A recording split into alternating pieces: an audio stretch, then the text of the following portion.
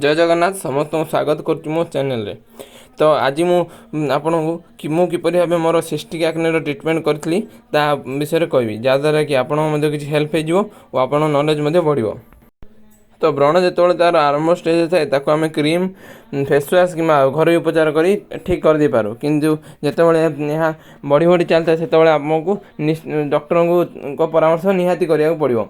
जदि आपण मोर अधिक व्रण होता है तेज आप प्लीज कौन स्किन स्पेशलिस्ट को कंसल्ट करूँ।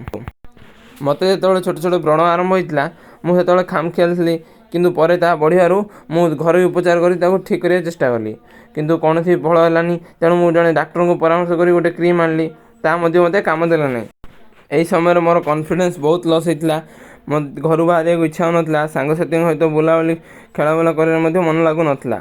तो मुझे सब व्रण विषय ही भावुली वो बहुत टेंशन हो जाती।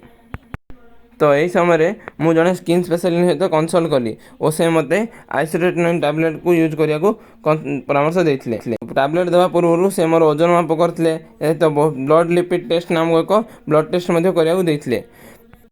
तो आपड़ के टैबलेट टी बजार कि खाइबे नहीं कारण विभिन्न डोज रे विभिन्न क्वांटिटी आसता है। तो क्यों व्यक्ति क्यों डोज टी सुइटेबल ताकि स्किन स्पेशलिस्ट ही कहींपर। तो निश्चित कंसल्ट कर यूज करेंगे। आइसोरेटिन टैबलेट रो मेन कंपोजिशन होची आइसोरेटिन जहाँकि एक विटामिन ए डेरिवेटिव रेटिनॉल अटे। यार जेपरी काम भल रही सहित केतक साइड इफेक्ट रही। यह आमर सेबम प्रोडक्शन को रोकी थाए फल ऑयल सिक्रेशन हो पारे और स्किन ड्राए हो जाए जहाँफल कि व्रण कंट्रोल को आसता है।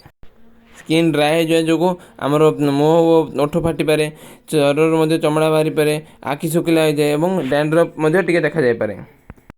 ता सहित स्किन रेडनेस आसपे स्किन फोटो सेंसिटिव हो जाए तेणु ए चिंता हबार कौन कारण नहीं कारण यह हूँ ट्रीटमेंट एक नॉर्मल प्रोसेस। यह स्किन को ड्राए कर दे सब डेड स्किन सेल बाहर जाए तेणु ए समय केत प्रिकसन लगे पड़ता है जपरिक आपको यथेष परिमाण पानी पीवा पड़ो सब पेट्रोलियम जेली को ओठर लगे पड़ो एवं डॉक्टर देथिबा क्रीम और सनस्क्रीन को भल भाव यूज करा पड़ो। या सहित घर बाहर बेले सब निज मुँह को भल भाव ढांकी बाहर पड़ो कारण सन एक्सपोजर द्वारा स्किन रेडनेस आउ टैनिंग होता है। डोज कंप्लीट होवार 6 मास पर यह मेडिसिन इफेक्ट आम ब्लड रही है। सबुठ इम्पोर्टाट कथा है डोज चलिया समय एवं यार सर 6 मास पर्यंत आपड़ क्या ब्लड डोनेट करेंगे नहीं। जो महिला मैंने ब्रेस्ट फीडिंग करते कि गर्भवती था यही मेडिसिन को यूज करा जमार उचित न कारण यह शिशुर हेल्थ उपर बहुत खराब प्रभाव पकाई थाए। मेडिसिन यूज करिया समय फैमिली प्लानिंग करिया जमार उचित न। मत मो डॉक्टर ये आइसोरेटिन कैप्सूल टी 3 मास जाए दिन को गोटे लेखा यूज करा देते। या सहित गोटे आंटीबायोटिक देते जहाँ से सप्ताह को 3टी यूज करा कहते कारण कौन आक्ने हूँ एक बैक्टेरिया जनित रोग। ता सहित मत डॉक्टर पिसपटेसी क्रीम टी देते जो बहुत मॉइस्चराइजर और सनस्क्रीन मिसिकी रही। तो आपण आक्ने प्रोन स्किन वाला सब एपरी नॉन कमोडोजेनिक मेंशन थिया प्रोडक्ट ही यूज करेंगे कारण यह आम पोर को ब्लॉक करे नहीं जहाँफल कि आम व्हाइट हेड और ब्लैक हेड प्रॉब्लम फेस करिया पड़े नहीं। तो यह से मत दिन को 3 ରୁ 4 थर यूज करा देते। तो आपड़ जब घरे थे तेरे घर रोते केवल गोटे कम चल जाए किंतु जब आप बाहर जासन तेज निश्चित भाव में गोटे एक्सट्रा सनस्क्रीन लगे मुझे देखो यही SPF 20 वाला आरोमा मैजिक सनस्क्रीन जेल यूज करूली।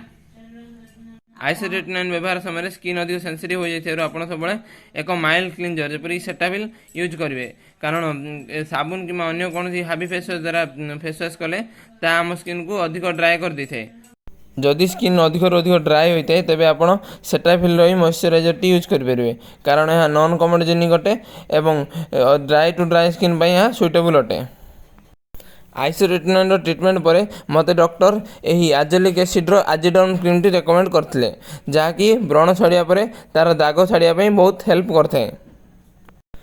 ता सहित डेरिवा CMS ये आडाप्लिन आउ क्लिंडामाइसिन जेल टी से देते जहाँकि आप ट्रीटमेंट सर कौन स्थान व्रण उठे तापर पेच पकई पारे।